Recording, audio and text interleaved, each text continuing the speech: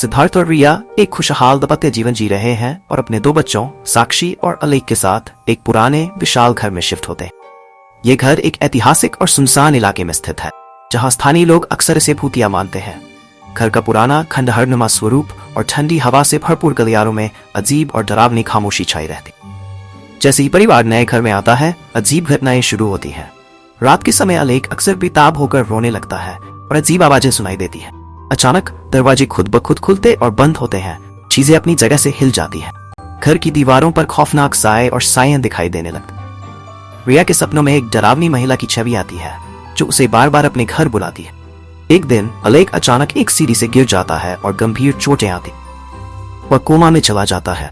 उसके बाद से घर में अजीब घटनाएं और भी बढ़ जाती हैं। अंधेरे कोनों में से रहस्यमय छायाएं गुजरने लगती है और घर में सर्दी की एक अजीब भावना फैल जाती है। रिया और सिद्धार्थ को अब समझ में आता है कि यह सब अलेख की स्थिति के कारण नहीं, बल्कि किसी भूतिया शक्ति के कारण हो रहा है। रिया एक पुराने स्थानीय निवासी से पूछताछ करती है, जो उसे बताता है कि घर में एक भूतिया आत्मा है। यह आत्मा एक समय की दुखी महिला की है, जिसने अपने बेटे की मृत्यु के बाद काले जादू की साधना की और उसकी आत्मा अब भी घर में कैद है। आत्मा के बारे में और भी भयावह जानकारी सामने आती है कि वह किसी की भी आत्मा को कब्जे में लेने की ताकत रखती। एक्सोर्सिस्ट की मदद से सिद्धार्थ और रिया आत्मा को निकालने की कोशिश करते हैं, लेकिन आत्मा की ताकत अत्यधिक होती है और घर में अजीब घटनाएं बढ़ जाती। घर की दीवारों पर रक्त से लिखे हुए रहस्यमयी संदेश दिखाई देने लगते।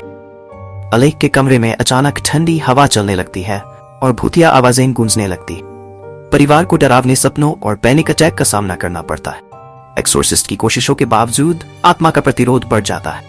रिया और सिद्धार्थ अपने बेटे को बचाने के लिए और आत्मा को शांति देने के लिए एक खतरनाक और खौफनाक संघर्ष में शामिल हो जाते हैं। आत्मा अपने पूरे क्रोध के साथ हमला करती है और घर में एक भयानक और खौफनाक माहौल बना देती है। रिया और सिद्धार्थ को अपनी पूरी ताकत और साहस का इस्तेमाल करना पड़ता है। एक तीव्र और खतरनाक संघर्ष के बाद परिवार आत्मा को शांति प्रदान करने में सफल हो जाता है। अलेख होश में आता है और घर की स्थिति सामान्य हो जाती है। भूतिया घर अब एक शांत और सुरक्षित स्थान बन चुका है, जहां परिवार एक नई शुरुआत की ओर बढ़ता है।